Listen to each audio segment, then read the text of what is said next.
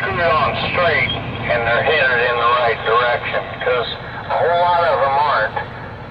But it's good to know a whole lot of them aren't, because that gives me, a good feeling about the direction that the American truck driver is headed.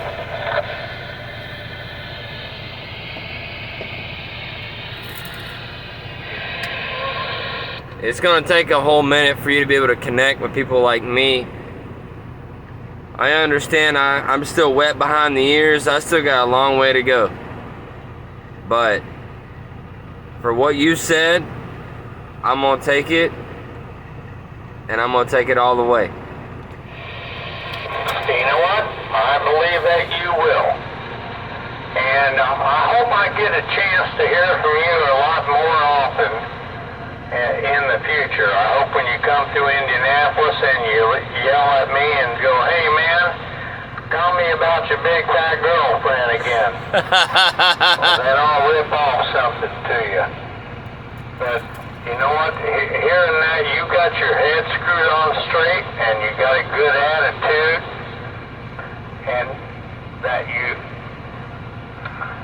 understand that things happen on the road that put you in a position sometimes you don't want to be in, and it actually puts somebody else in a position they don't want to be in, and that you're not going to get all bent out of shape because of it, tells me you got your head screwed on straight. You got your moral compass is pointing north.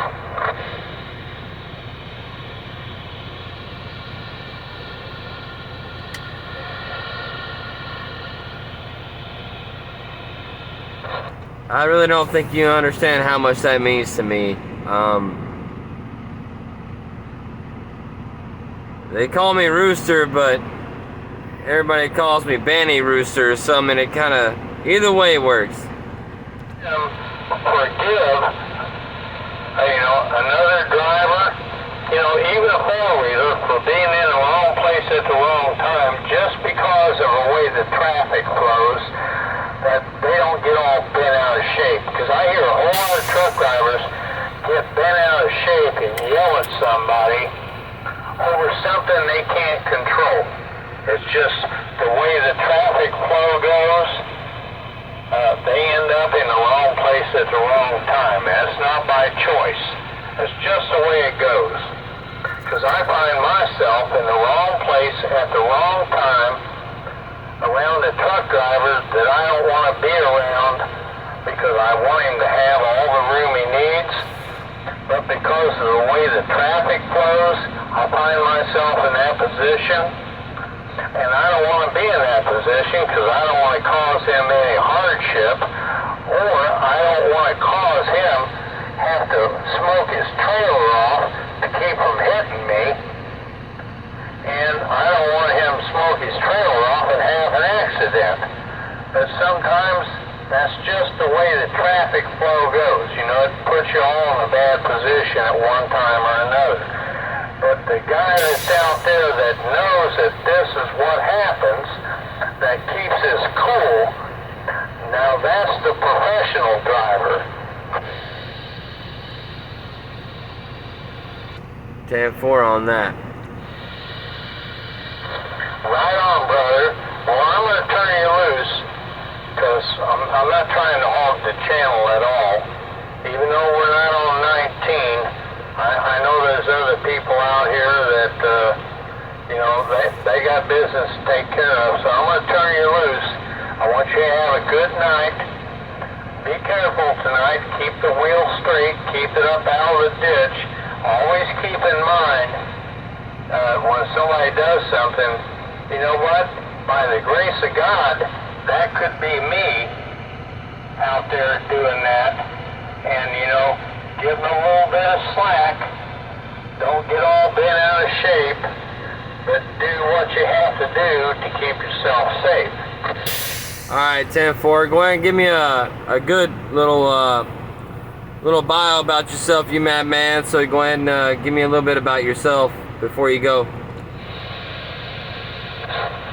Well, what do you want to know? Well, I mean, how to get a hold of you and shit, you know. I'm making this viral, so. Well, I'll tell you what, I'm on channel 19 most of the time after midnight. I came down here with turntable. Now, this guy is like 45 miles away from me, and we only get a chance to talk every once in a while, so we jump down here from 19 to 25, and he's probably still out there. He's probably listening right now.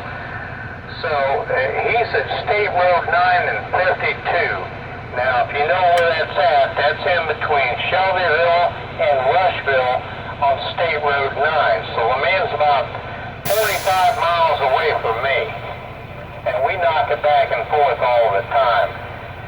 But you'll catch me on 19, normally after midnight. Not every night, but normally after midnight on 19. So if you yell at me, then I'll yell back. 10-4, you have a safe night. Love you, brother. Rooster out. Right on, right on, right on, right on. I'll say it again, right on. So you have a good night tonight, man. It's been a pleasure talking to you. I had a great time. Yes, sir, the same. Thanks for the respect. Thanks for the love. Right back to you. All right. Well, I had somebody else out there yelling at me, so let me give a chance to get back to him. So that guy that just yelled at me here, come on back, because there was two of you out there at the same time, kind of canceled each other out, but I pulled you both out.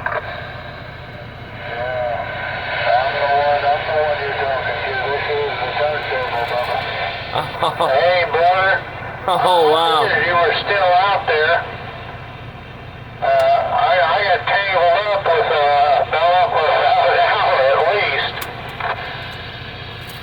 I ain't mad at all, man. You get on after it. I just want to keep it off 19 just for fun, you know. Yeah, I figured that. Keep it off of 19 and let them do what they have to do out there. That's right. The reason I say that is because I'm out there. That's what I do. I drive a truck, so. 410. Yep. Definitely know that. I got a whole lot better copy on you tonight than I usually have because I got my beams pointed a little bit southeast, and I normally have them pointed north, even though I still pick you up, but I got them pointed southeast, because I got to looking at the map and like, well, I've been pointing these things too far north and east, and I need to turn them your way a bit. So I got about 10 pounds on you when you key up. Hey, man, I'm catching turntable. I'm catching them on my end too. Yeah, well, you're knocking my lights out over here tonight, brother. And I need to look out through my front window and see if you're sitting in my driveway. Just imagine if I were to get in today. This is a little cheap on the inside on the roof. It's really over 15 feet up. 15 feet all we do. If I put that thing up 30 feet high, oh boy, I'd be in trouble. I'm telling you, if you put that thing up 30 feet in the air, I probably would. I'd have to send you a bill for a new needle. There we go. That's what it is. And I'm talking a little Eastwood SB220, if you know what that is, huh? Yeah, I do. I was telling the guy I was talking to that we knock it back and forth every once in a while. But, man, you sounded really good since I turned my beams your way more. I'm pointed more southeast than anything. But, man, I'll tell you what, you're sounding really good tonight. I'm catching him. Man, I can read what he's saying, but it's real faint, but I can catch it.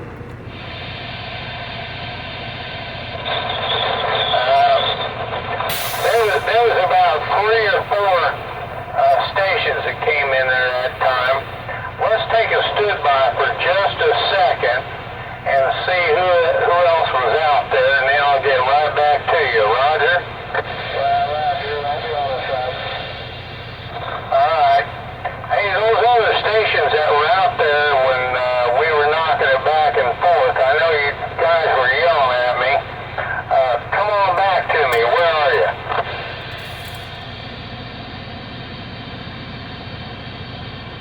Well, it was Rooster still. I was able to catch Turntable. Well, go ahead for Turntable. He's out there. I know he can hear you.